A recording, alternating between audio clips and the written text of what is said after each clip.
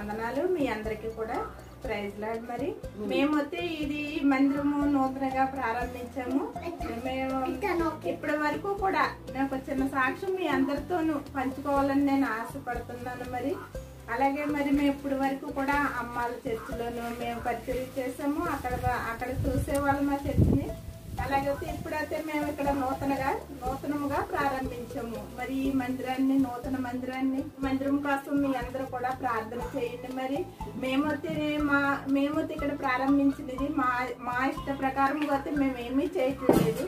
కానీ దేవుని చిత్త ప్రకారముగా దేవుడిచ్చిన వాగ్దానాన్ని బట్టి మేము ఇక్కడ నిలబడి చక్కని మందిరాన్ని దేవుడిచ్చాడు. మరి అలాగే మరి అనేక ఆత్మలు కూడా దేవుడిచ్చేటట్లు కూడా మీరు ప్రార్థన చేయండి. మరి అలా ఈ మందిరాన్ని కూడా దేవుడు ఇంకా అభివృద్ధి చేసేటట్లు ఆయన కడ వరకు కూడా మేము తుదముట్టే వరకు ఆయనలో నిలకడగా మేము దేవుని యొక్క పని అప్పగించాడు కాబట్టి మేము ఆ పనిని చక్కగా మేము నెరవేర్చుతాము. మా కొరకు మీ అందరూ ప్రార్థన చేయండి.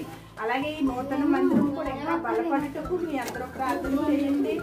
మరి మీదే సొంత ఊర్లోనే మందిరం పెట్టాం. మరి చాలా మంది అంటారు సొంత ఊర్లో పెట్టడం అంటే చాలా కష్టము అని అంటారు. కానీ అయినప్పటికైనా మేమైతే దేవుని మాట చొప్పున మేము సొంత ఊర్లోనే దేవుని యొక్క మందిరం పని మేము చేస్తున్నాం. మరి ఈ నూతన మందిరాన్ని దేవుడు ఆశీర్వదించి దీవించేటట్లు మీ అనుదిన ప్రార్థనలో జ్ఞాపకం చేసుకోండి.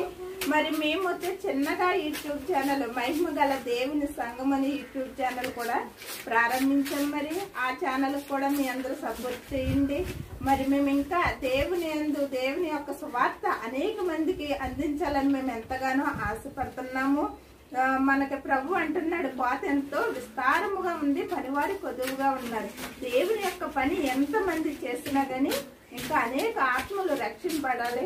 అలాగే మా కోసం మా సంఘం కోసము మీ అందరూ ప్రార్థన చేయండి. ఈ చిన్న సాక్ష్యం దేవుడు దీవించును గాక.